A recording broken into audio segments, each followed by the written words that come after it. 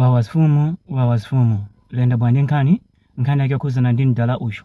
Mdala ameneyu zina lake ndi James amachokera ku Nigeria. Mdala ameneyu wamenyedwa ndi mnzake, wapambadzidwa chifukwa amafuna kudya bizi za mkazi wa mnzake. Umu ndi mmene zilili. James anali ndi best friend wake, china chilichonse amapangira limodzi, even ma business ena ndi ena amapangira limodzi. Ndiye kunapezeka zakuti mnzake uja zinthu zidayamba kumvuta, ndiye mnzake uja amapezanso thandizo kuchokera kwa James. Ndiye James adayamba kumpanga seduce mkazi wa mnzake uja. Muziwa chani mayi, ndimakufunani izi ndizi, amamuza mkazi wa mnzake uja. Ndiye mkazi wa mnzake uja wakhala akukana kwa nthawi yayitali. Kudapezeka zakuti James adayamba kumuza mnzake uja, mkazi wako uja alibe khalidwe, mkazi wako uja izi ndizi, koma mnzake uja samazilengera. Kenako mkazi uja adamuza mamuna wake. Anzano aja amandifusira kumene ndikuwakana. Dolo uja ananena kuti okay, mpaki ye uja amakamba zoyipa zokhuzana ndiweyo. Anazulumikiza, anazindikira zakuti mnzake uja amapanga zimene zijazo ndi cholinga choti ayambanitse anthu awiriwa. Zotsatira zake mamuna uja adamuza mkazi wake, uziwa chani, muvomere. Mkazi uja adavomera. James ndi mkazi uja chibwenzi chinayambika. James amatumiza zinthu kutumizira mkazi uja, timagift, timaluwa, izi ndizi.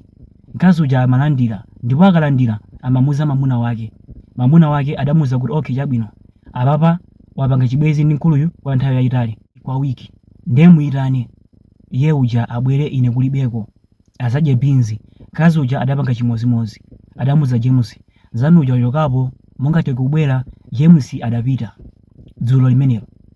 Atafika kumene kuja adalowa ndeni, mnzake uja kulibeko.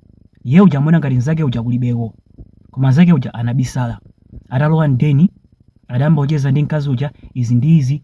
Kenako adayamba kuvula, atafuna gonane ndi mkazi uja. Mnzake uja anabwera ano, ye uja akuvula, ndanampeza adayamba kumfunsa mafunso. Video yake ndi imeneyi. James, James, my boss, James. Tenase. Continue tenase. Continue. Tenase. No hit me. No, no go hit. Tenase. Wait. Talk. I ask and that.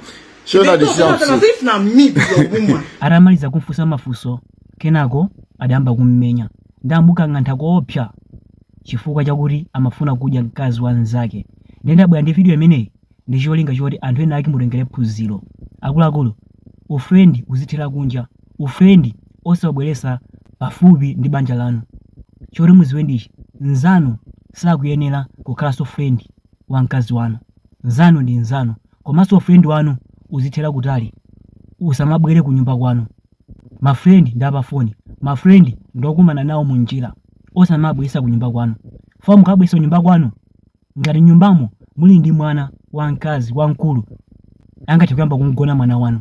Ngati mulibe mwana, angati kupanga chibwenzi ndi mkazi wanu. Zikuchitika zimenezi. Anambira kuphedwa, anambira kugwiriridwa, kenako ndi kuphedwa. Amene amapanga zimenezi ndi mafrendi aku mabanja awo.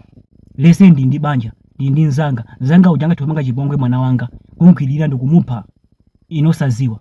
Zikuchitika zimenezo. Akuluakulu, khala osamala ndi frendi, osakhulupirira frendi. Ufrendi uzithira kunjira, osati ku nyumba kwanu.